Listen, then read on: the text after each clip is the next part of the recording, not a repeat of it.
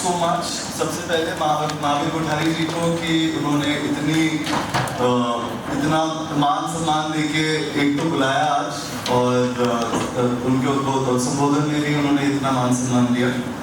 Secondly, thank you to the school administration for inviting me for this event. And most importantly, congratulations to everybody जिन्होंने 12th standard में इतने अव्वल number प्राप्त किए हैं, and my best wishes for a successful and bright future ahead. इस अवसर पे I would like to extend a degree of gratitude to Subhash ji and the entire school administration कि इतना अच्छा इनिशिएटिव उन्होंने लिया है। I would say that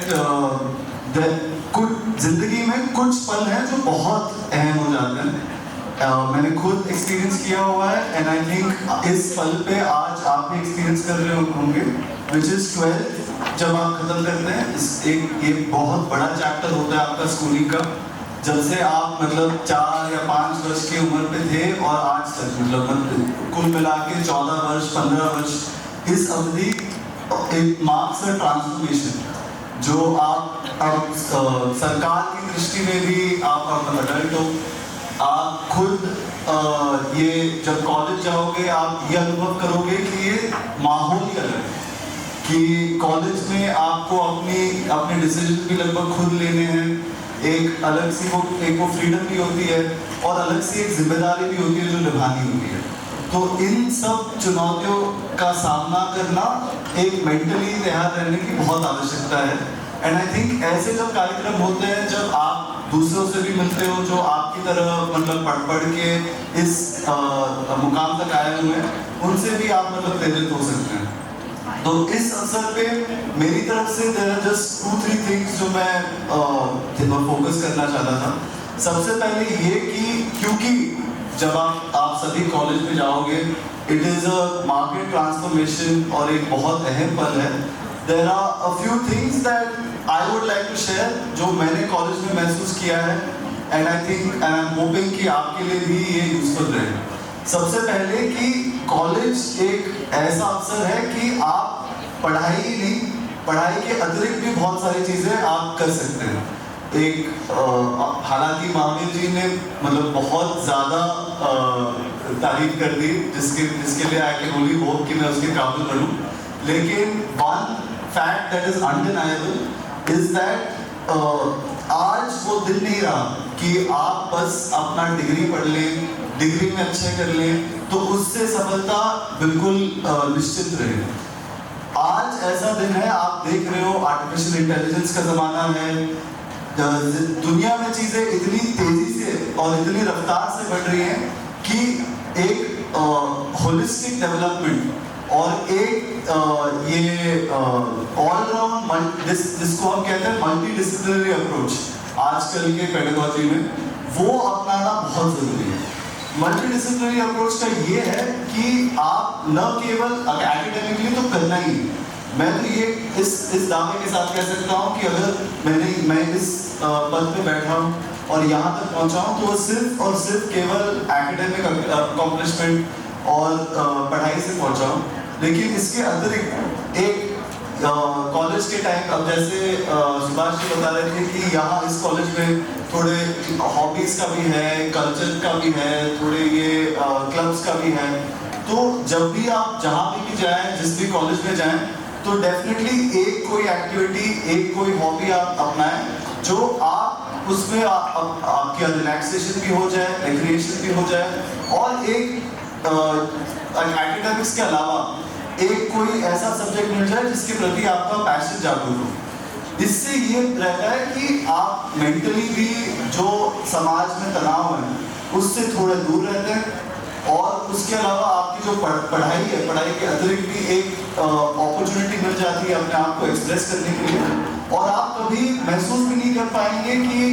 ये जो दूसरी हॉबी है ये आपको करियर में और आपके डेवलपमेंट में कितनी मदद करती है। अगर मैं अपने आप के बारे में बात करूं तो मैंने ऐसे कॉलेज के टाइम में डिबेट चुना था एज एन एक्टिविटी। तो डिबेट में IIT बॉम्बे में अब हम कहाँ इंजीनियर मतलब डिबेट करेंगे, ऐसा एक कैंपस में जनरल एक ओपिनियन रहता था कि हम क्यों करें डिबेट, मतलब हम तो इंजीनियर हैं, इंजीनियर तो मतलब इंजीनियरिंग का काम करें, प्रोजेक्ट वर्क करें, मतलब टिंकरिंग करें, रोबोटिक्स में जाएं, ये सब भी किया होगा। लेकिन एक ये रहता है कि अगर आप एक दूसरा एक चैनल चुन लें जहाँ पे आप अपने एनर्जीज एक पॉजिटिव दिशा में फोकस कर पाएं, तो उससे बेनिफिट्स मिलते हैं जो आप कभी आजमा भी नहीं सकते हो। जैसे फॉर एग्जांपल अगर मैं खुद की बात करूं, ये क्योंकि कॉलेज में डिबेट करने का मौका मिल गया, तो उस वजह से पूरे देश में घूमने का मौका मिल गया, अंतर्राष्ट्रीय स्तर पे भी इंडिया को रिप्रेजेंट करने का मौका मिल गया। तो एक कोई ऐसी चीज आप ढूंढें और एक ऐसी चीज में आप अपना पैशन ढूंढें, ताकि एकेडमिक्स के साथ साथ ये भी एक पर्सनैलिटी डेवलपमेंट का हिस्सा बने। दूसरा, मैं फिर भी एक ये रिटरेट करना चाहूँगा कि एकेडमिक्स लेकिन फिर भी आपका सर्वप्रथम फोकस वही रहे, क्योंकि आज के दिन में मैं देख रहा हूँ कि जो भी एक ज़माना था, माता पिता भी बताते होंगे कि अरे हम तो स्कूल कॉलेज में बहुत शरारती थे, हम तो बंक मारते थे, हम तो कभी जाते भी नहीं थे, फिर भी चलो ठीक ठाक पहुँच गए। वो वाला ज़माना थोड़ा अनफॉर्चुनेटली रहा नहीं है कि जो भी अब कंपटीशन इतना ज़्यादा हो गया है, जनसंख्या इतनी ज़्यादा हो गई है, आपके आस पड़ोस में भी आप देख रहे होंगे कि कोई भी अगर एक बार पटरी अगर छोड़ दे तो उसके बाद वापस आने में थोड़ी और ज़्यादा मतलब दिक्कत तो होती है, थोड़ा और मतलब कष्ट। मान लीजिए कि अगर एक कोई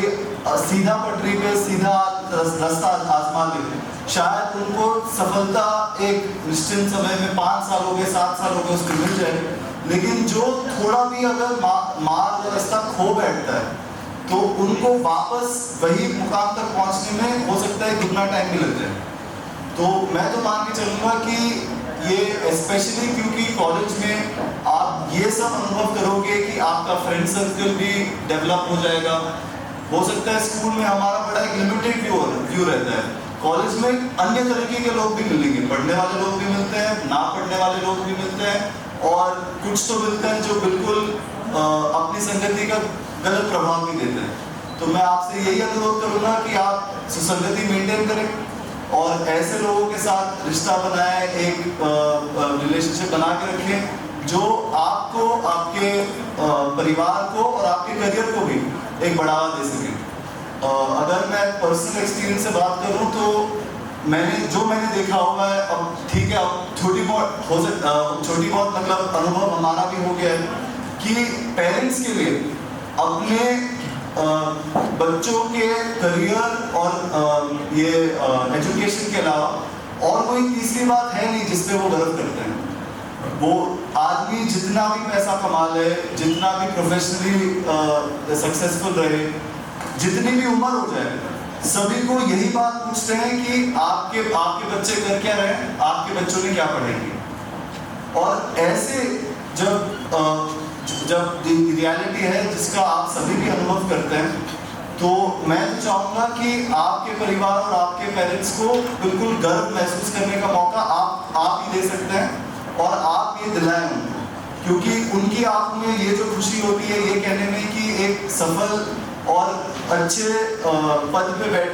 पे हैं हमारे बच्चे, उससे ज़्यादा खुशी मैंने और किसी अवसर पे कभी देखा नहीं है।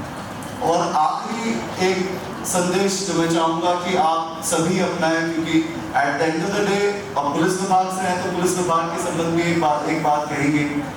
एक जो मैंने महसूस किया है और मैं चाहूँगा कि आप सभी इसके खिलाफ संघर्ष में हमारे साथ जुड़े, वो है ये मादक पदार्थ और ये जो ड्रग्स हैं। आप देखेंगे कि कॉलेज के कैंपसेस में ये एक ऐसी दुविधा है जो बढ़ती जा रही है और ये ऐसा एक इश्यू है जो अगर हम सब साथ में इसका सामना करेंगे तो ही इसका एक सक्सेसफुल इरेडिकेशन हम कर पाएंगे।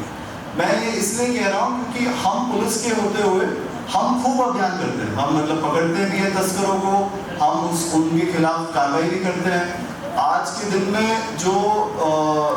हमारे कार्यकाल में जो बड़े गैंगस्टर हैं, बड़े मतलब नशीले पदार्थ शराब के बिक्री करने वाले लोग हैं, उनके खिलाफ हम आर्थिक रूप से भी उनका नुकसान करने की बिल्कुल प्रयास में लगे हुए हैं। लेकिन एक दूसरा साइड भी है इस मुद्दे का, और वो है डिमांड। कि सप्लाई पे तो हम काम कर ही रहे हैं, लेकिन डिमांड अगर वो कम हो, लोग ये जो भी तस्करी कर रहे हैं वो जिंदा क्यों है इसमें? वो जिंदा इसलिए है क्योंकि ऐसे बालक बालिकाएं हैं जो कंज्यूम कर रहे हैं। तो मेरा अनुरोध आप सभी से यही रहेगा कि सबसे सर्वप्रथम आप कभी ऐसे नशीले पदार्थों में ना पड़े, और दूसरा, अगर आप किसी को जानते भी हैं, और मैं दावे के साथ कह सकता हूं कि यहाँ जो मौजूद हैं, एक या दो को तो जानते ही हैं जो नशीले पदार्थों में लिप्त हैं, तो आप उनको काउंसिल करें, आप हमें सूचित करें ताकि हम उनको काउंसिल कर पाएं। क्योंकि मैं नशीले पदार्थों के बहुत ज़्यादा खिलाफ इसलिए हूँ कि उससे एक पूरी पीढ़ी जो है राजस्थान की, वो बिल्कुल नष्ट हुई। और इतने जो जब कोई पेरेंट आते हैं मतलब मेरे पास कि साहब हमें पता नहीं हम क्या करें, मतलब इतना एडिक्शन का प्रॉब्लम हो गया है कि कुछ ना कुछ करके अगर ड्रग्स नहीं मिले उसको आज के दिन में, तो वो मतलब बिल्कुल मतलब ऐसे मतलब हॉस्पिटल पहुंच जाने वाली स्थिति में हो जाता है। मैं तो चाहूँगा कि ऐसी परिस्थिति कभी किसी के भी घर पे ना आए, क्योंकि वो वाली परिस्थिति बड़ी दुखद हो जाती है कि हमारे लिए भी उनको उनका काउंसिल करना एक बहुत महत्वपूर्ण विषय हो जाता है। तो मैं तो कहूँगा कि आप जब भी ऐसा कोई मिले आपको, तो आप काउंसिल करें, आप हमें सूचित करें ताकि हम काउंसिल कर पाएँ, ताकि ये जो बीमारी है इसको हम बिल्कुल दूर कर सकें। मैं पुनः आप सभी को बहुत बहुत धन्यवाद ज्ञापन करना चाहूँगा कि आप सबने मुझे बुलाया, और मैं आपके उज्जवल भविष्य के लिए बहुत बहुत शुभकामनाएं।